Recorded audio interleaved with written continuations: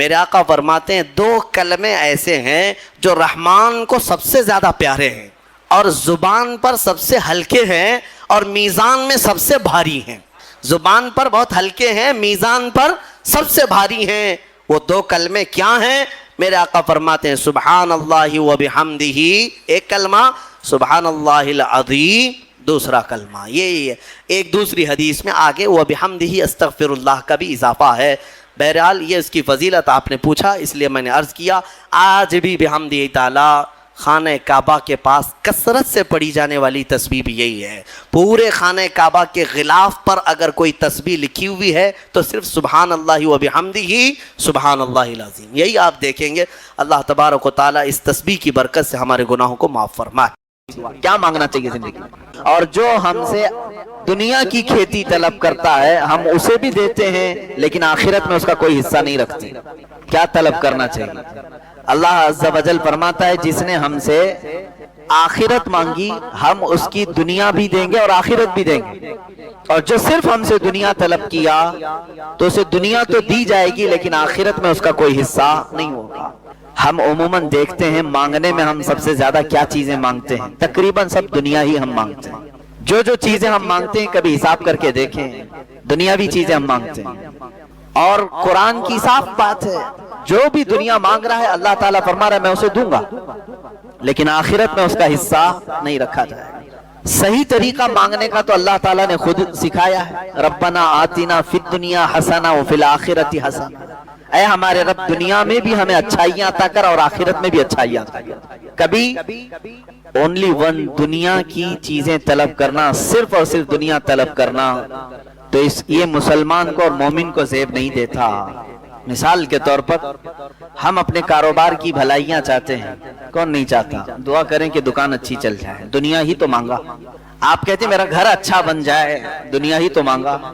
آپ یہ کہتے ہیں میرے پیسوں میں برکت ہو جائے، دعا کریں، دنیا ہی تو مانگا.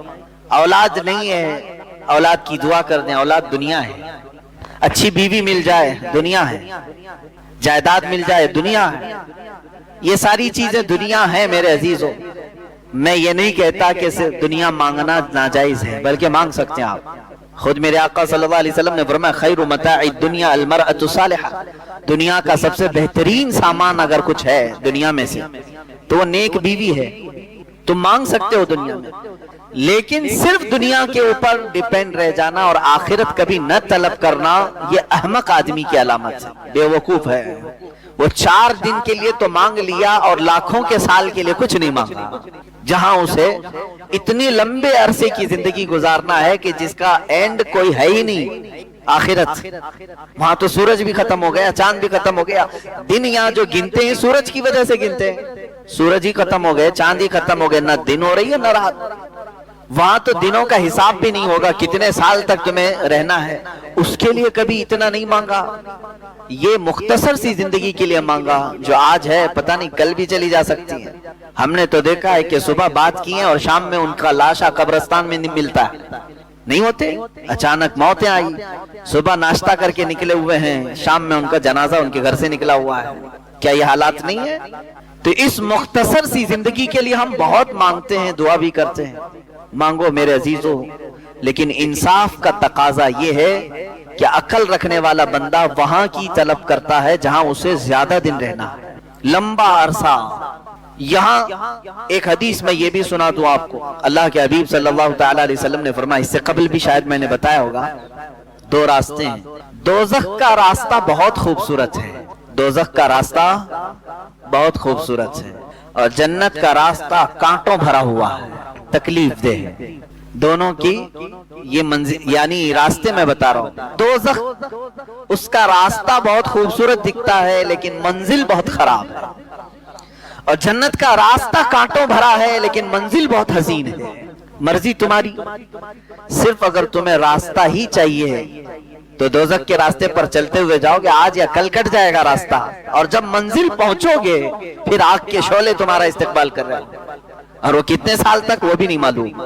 ہاں جنت کا راستہ کانٹوں بھرا تو ہے، تکلیفیں تو ہیں، نمازوں کی پابندیاں ہیں، حلال کھانا ہے، اور تمہیں شریعت اسلامیہ کے دائرے میں رہ کر کے عمل کرنا ہے. یہ سخت تو لگتا ہے، کٹھن تو ہے، لیکن جیسے ہی منزل آئے گی ساری تھکان اتر جائے گی, ساری پریشانیاں ختم ہو جائیں گی. جب جنت منزل مل جائے, اب آپ کے اوپر فیصلہ ہے, صرف راستہ تمہیں آرام کا چاہیے یا منزل اچھی چاہیے, یہ دیکھ کر کے چلو.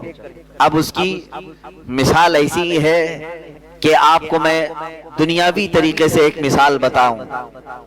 1 کلومیٹر کا ایک راستہ ہے, 2 راستے یہاں پر بنے ہوئے ہیں, 1 کلومیٹر کے 2 روڈ ہیں.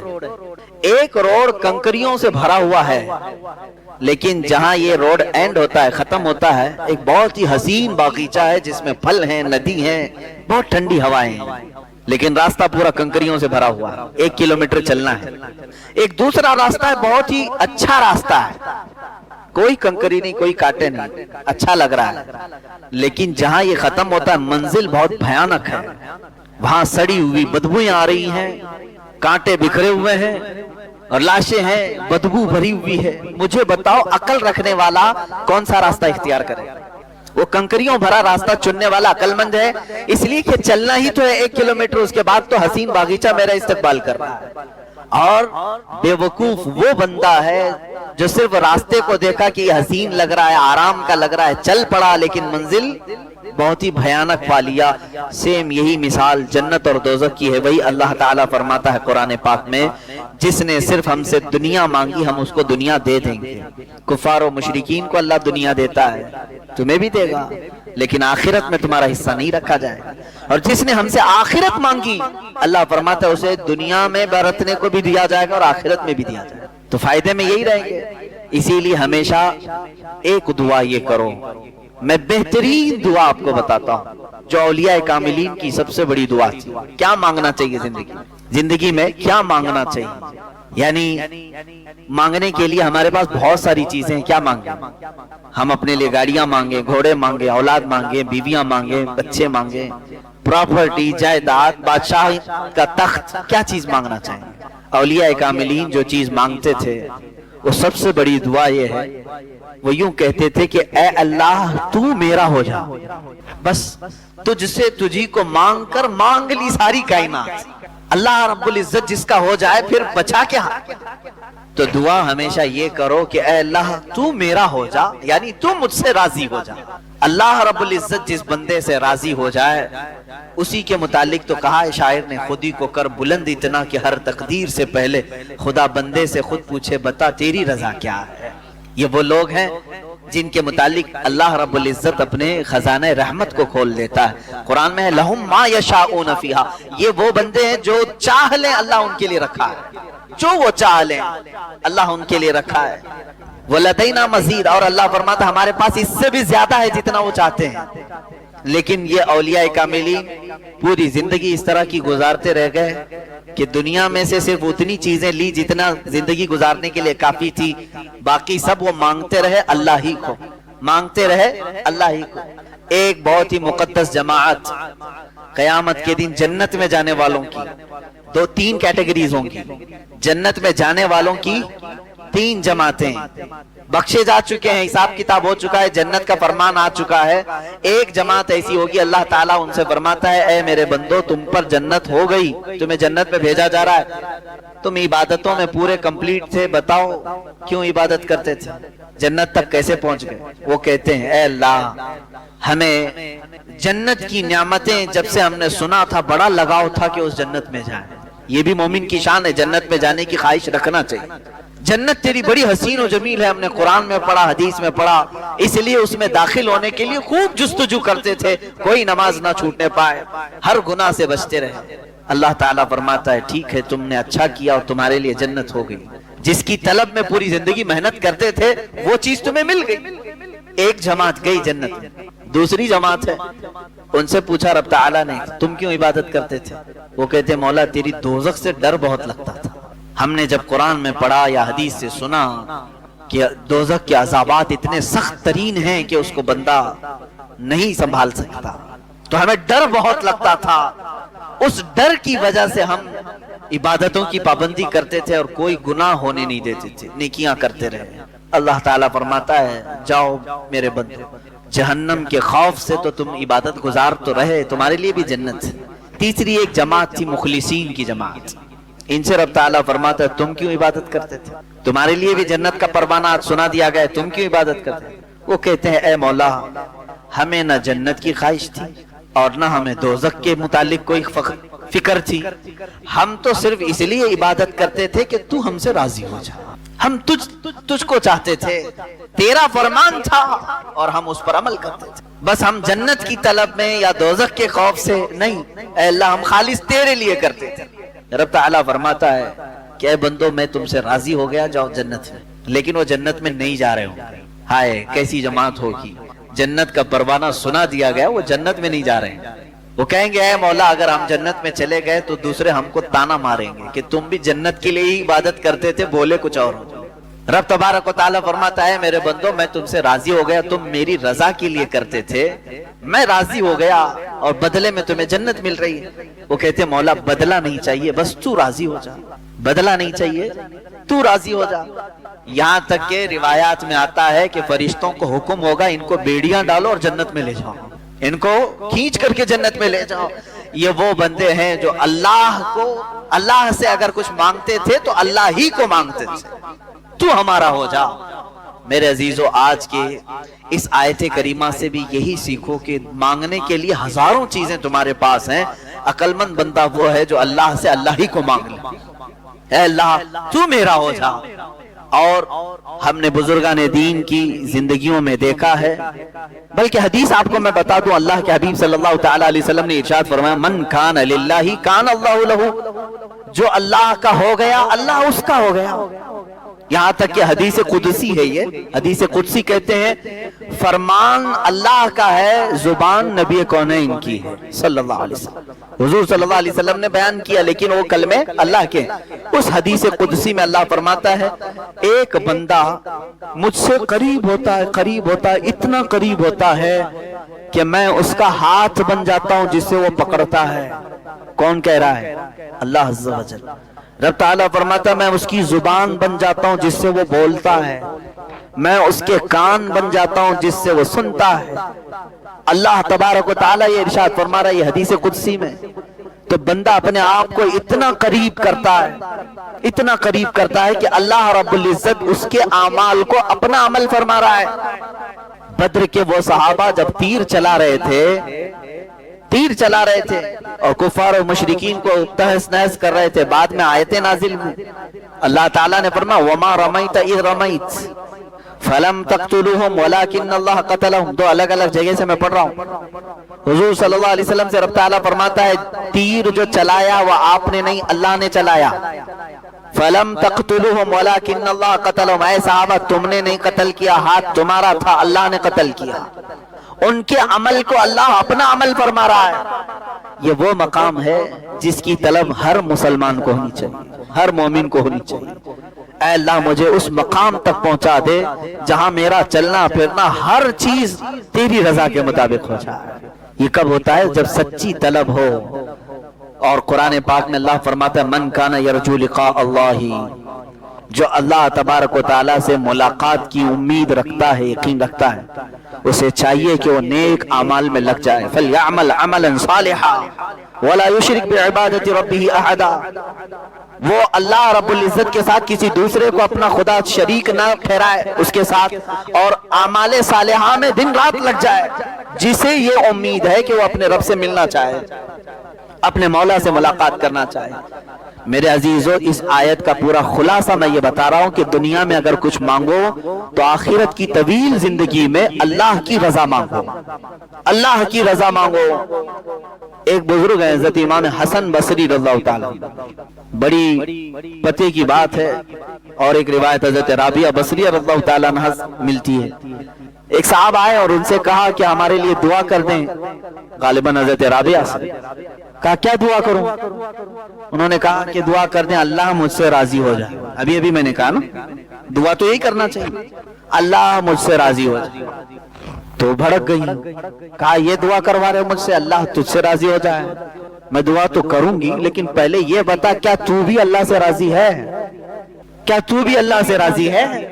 تو وہ ڈر گئے، انہوں نے کہا کہ ماں بھلا بندہ بھی کوئی اللہ سے ناراض ہوتا ہے؟ کون ہے وہ؟ کس کی مجال ہے، کس کی جرت ہے کہ وہ اللہ سے ناراض ہے؟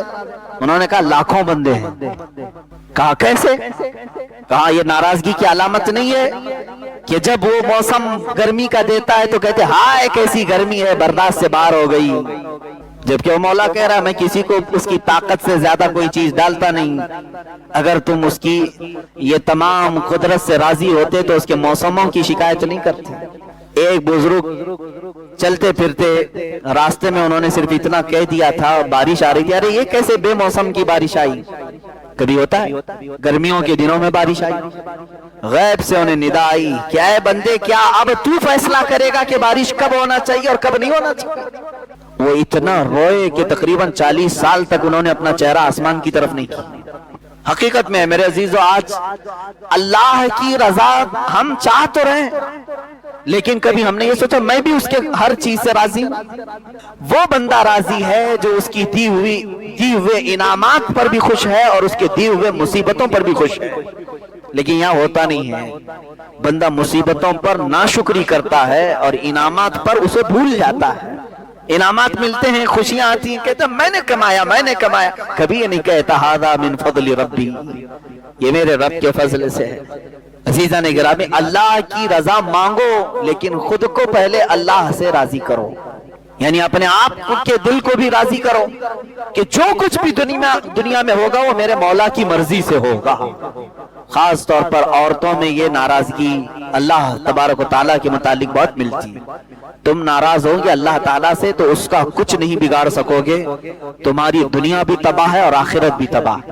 تم بندے ہو، اللہ سے ناراض ہونا یہی نہیں کہ اس کو صرف گالیاں دینا، بلکہ بہت ساری چیزوں کو برداشت نہ کرنا یہ بھی اللہ سے ناراضگی کی علامت ہے جو تمہارے ساتھ. کسی کا انتقال ہوا تو کیا اللہ تعالیٰ نے تمہارے ساتھ ظلم کیا؟ تمہارے گھر میں کسی کی موت ہو گئی تو کیا اللہ کا ظلم ہے یہ؟ معاذ اللہ رب العالمین. لیکن کچھ لوگوں کی زبانوں سے یہ جملے نکل جاتے ہیں، کم سے کم اس گھر پر تو رحم کرنا چاہیے تھا، اس گھر پر تو رحم کرنا چاہیے. ایک بات یاد رکھیں، وہ قادر مطلق ہے، اس کے ہر فیصلے میں کوئی نہ کوئی حکمت ضرور ہے. وہ کس کی موت کب لکھا ہے جبھی ہوتی ہے. یہاں تک کہ فرشتوں میں سے بھی مقرب فرشتوں کو بھی یہ اختیار نہیں ہے کہ اس کے دیے ہوئے وقت سے ایک آن پہلے یا بعد کو ٹال سکیں یا پہل کر سکیں. وہ اللہ رب العزت کی حکمتوں میں سے. بندے مومن کو یہ چاہیے کہ ہر کام پر اس سے راضی رہے، اس کے بعد اس کی رضا کا سوال کرے. بات صحیح ہے؟ پہلے خود راضی ہو اللہ کے ہر حکمت سے اور اس کے بعد سوال کرے اللہ تو بھی مجھ سے راضی ہو جا، تب بات دونوں برابر کہلائے گی. تم تو ناراض ہو اس سے، تم اس کے بہت سارے کاموں سے اپنی رضا ظاہر نہیں کرتے ہو اور پھر اس سے دعا یہ کرتے ہو کہ اللہ تو مجھ سے راضی ہو جا. رب تبارک و تعالیٰ اگر یہ فرما دے کہ اے بندے کیا تو بھی راضی ہے اپنی زندگی میں؟ ہاں تو کہہ دو کہ زبان سے، لیکن عمل تمہاری شکایت کر رہا ہوگا. بیماریوں میں میں سب کو بتا دیتا ہوں، اچھائیوں میں کسی کو نہیں بولتا. دکان 100 دن چلایا، 99 دن فائدہ رہا، ایک دن نقصان ہوا، وہ نقصان کے دن کئی لوگوں کو شکایت تو کر دے گا. فائدہ جتنے دن ہوا تھا وہ سب کو نہیں بتائے گا. ارے نہ بتاؤ نظر لگ جائے گی. انعامات کو تو تم نے بتایا نہیں، خسارے کو سب کے سامنے ذکر کیا. صحت کا تو کبھی اعلان نہیں کیا کہ میں بہت ہٹا کٹا ہوں، صحت مند ہوں، اللہ کا فضل ہے. لیکن بیماری کو سب کے سامنے ذکر کیا. اللہ کی رضا یہ ہے جو قرآن پاک کی آیت یہ بتاتی ہے انا للہ و انا الیہ راجعون. بے شک ہم اللہ کے لیے ہیں دنیا میں اور اللہ ہی کی طرف لوٹنے والے. بیماری اس کی مرضی سے، صحت مندی اس کی مرضی سے، دولت اس کی مرضی سے، غربت اس کی مرضی سے، کرسی اس کی مرضی سے ملے. یہ تمام چیزوں پر ہماری رضا پہلے ہو اور اس کے بعد ہم یہ سوال کریں اے اللہ تو بھی ہم سے راضی ہو جا. آگے کی آیت میں نے جو تلاوت کی ہے یہ دوسری بڑی آیت ہے جس میں اللہ تعالیٰ فرماتا ہے اے ایمان والو. ایک بات سمجھ کر کے چلیں، یہ کتنے بڑے فخر کی بات ہے کہ پورا قرآن جو ہے جس میں خطاب جو ہوتا ہے، خطاب کا مطلب ہوتا ہے کسی کو مخاطب کر کے بلانا، اے فلاں آپ آ جاؤ. اب بڑا آدمی کوئی کسی کا نام لے کر کے پکارے تو وہ اپنے پکار پر بھی رشک کرتا ہے کہ مجھے فلاں نے میرا نام لے کر کے پکارا. میں سمجھتا ہوں مسلمانوں کو اسی بات پر فخر کرنا چاہیے کہ قرآن میں اللہ نے جگہ جگہ پر یا ایھا الذین آمنو، اے ایمان والو، ہمیں نام لے کر کے پکارا ہے۔ پیدا کرنے والا خود ہمیں پکارے تو ہماری قسمت کی بات کیا ہے۔ ایک ہی جگہ پر پورے قرآن میں کافروں کو پکارا گیا، باقی تقریباً یا ایھا الذین کفروا جو ایک جگہ ہے، اس کے علاوہ آپ سینکڑوں جگہ دیکھیں گے جہاں پر اللہ تعالیٰ نے ایمان والوں کو خطاب کیا۔ ظاہر سی بات ہے جس کو اپنی باتیں بتانی ہوتی ہیں اسی کو خطاب بھی کیا جاتا ہے۔ اب رب تعالیٰ آگے فرماتا ہے کونوا قوامین بالقسط، یہی ہمارا موضوع بھی رہا تھا پچھلے ہفتے، انصاف پر خوب قائم ہو جاؤ اللہ کے لیے، انصاف پر خوب قائم ہو جاؤ اللہ کے لیے۔ میرے عزیزو یہ بہت کٹھن مسئلہ ہے۔ انصاف جو ہے ایک ایسے بال کا نام ہے جس پر سارے چل نہیں سکتے، تلوار سے زیادہ تیز دھار، بال سے زیادہ باریک راستے کا نام ہے انصاف، عدالت۔ یہاں پر اپنے اور غیر کے ساتھ برابری کا معاملہ کرنا بہت نازک ہوتا ہے، مالدار اور فقیر کے ساتھ صحیح انصاف کرنا بہت ہی نازک معاملہ ہوتا ہے۔ اچھے بہک جاتے ہیں، اچھے اس میں دھوکہ کھا جاتے ہیں۔ رب تعالیٰ کا حکم یہ ہے مومن وہ ہے جو انصاف پر خوب قائم رہے گا، کیونکہ اگر آج تم انصاف نہیں کرو گے، 4 پیسے تمہیں کسی سیٹ سے مل تو جائیں گے، لیکن 50,000 سال والی ایک عدالت قائم ہوگی جہاں تمہیں کھڑا کیا جائے گا۔ وہ قیامت کا دن ہوگا، وہ ایک دن 50,000 سال کے برابر کا، وہاں تو تمہیں انصاف سے گزرنا ہی پڑے گا۔ اور وہاں ایسا ہے انصاف، قرآن کہتے ہیں فَمَن يَعْمَلْ مِثْقَالَ ذَرَّةٍ خَيْرًا يَرَهُ وَمَن يَعْمَلْ مِثْقَالَ ذَرَّةٍ شَرًّا يَرَهُ۔ تم اگر ذرہ کسے کہتے ہیں؟ ایٹم، ذرہ، فزکس وغیرہ پڑھنے والے طلبہ کو معلوم ہونا چاہیے ذرہ کس کو کہتے ہیں۔ ذرہ جو ہے جس کو مائکروسکوپ سے بھی دیکھا جائے تو بہت چھوٹا دکھتا ہے، وہ ذرہ ہے۔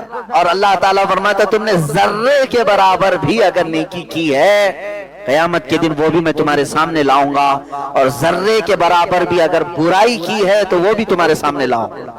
سب چیزیں لائی جائیں گی۔ بلکہ سورہ لقمان میں تو اللہ تعالیٰ یوں فرماتا ہے یا بنی انہا ان تک مثقال حبۃ من خردل فتکن فی صخرۃ او فی السماء او فی الارض او فی السماوات او فی الارض یأتی بها اللہ۔ اللہ تعالیٰ فرماتا ہے کہ اگر تم نے رائی کے دانے کے برابر، رائی کا دانہ جانتے ہو، رائی کے دانے کے برابر بھی برائی کی، کہاں جا کر کے؟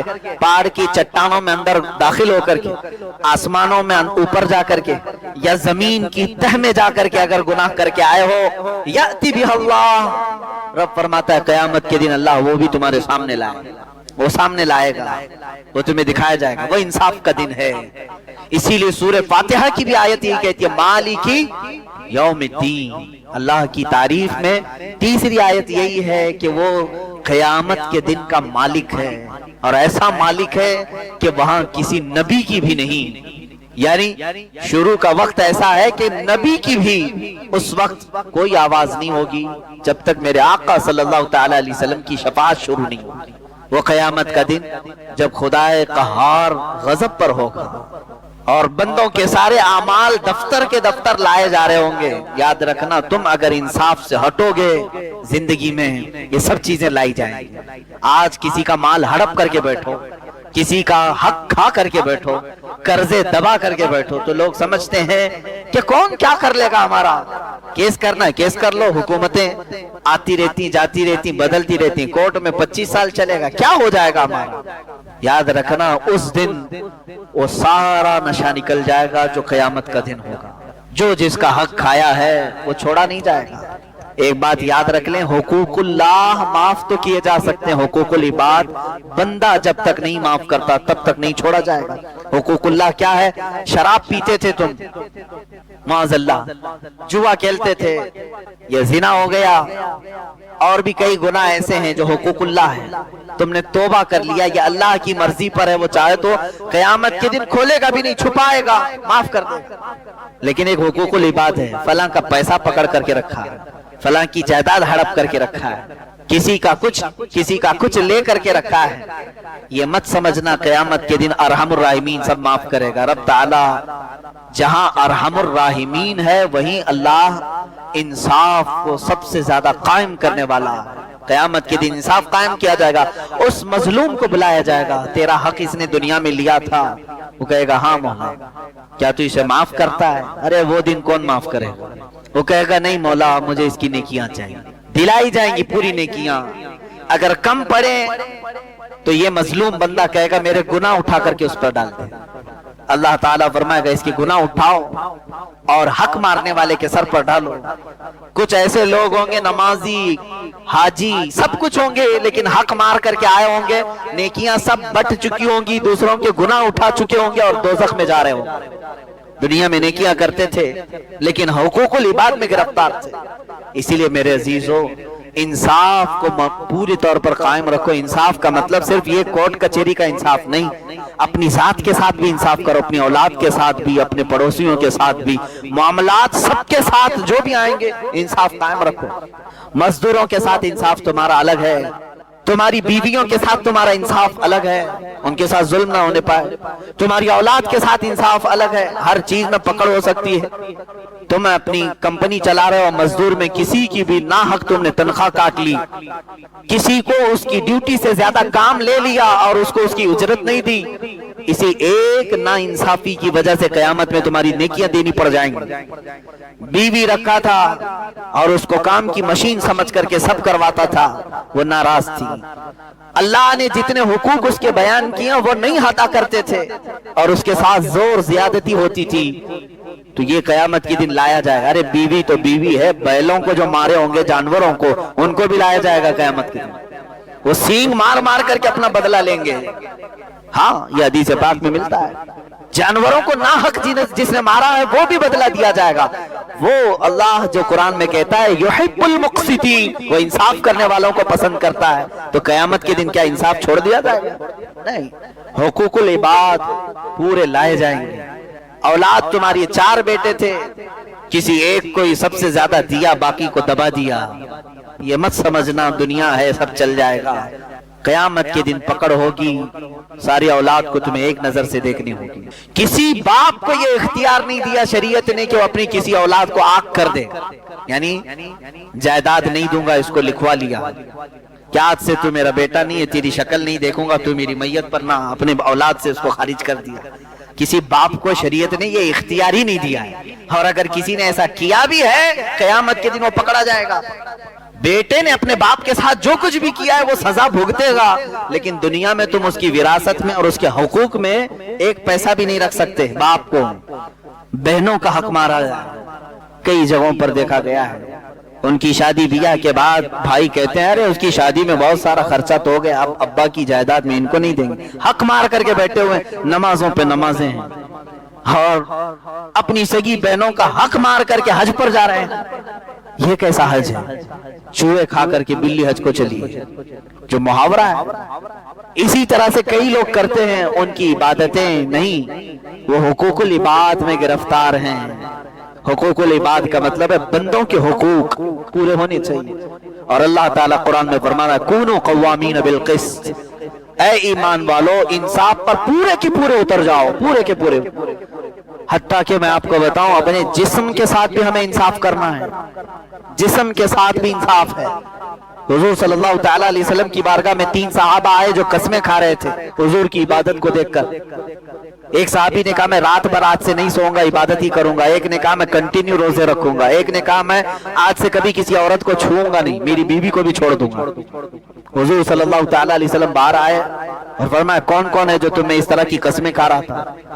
انہوں نے کہا یا رسول اللہ صلی اللہ علیہ وسلم آپ کی عبادتوں کو دیکھ کر کے ہم نے اس طرح کہا، جب آپ معصوم ہو کر رات بھر عبادت کرتے ہیں تو ہم تو اور زیادہ عبادت کرنا چاہیے۔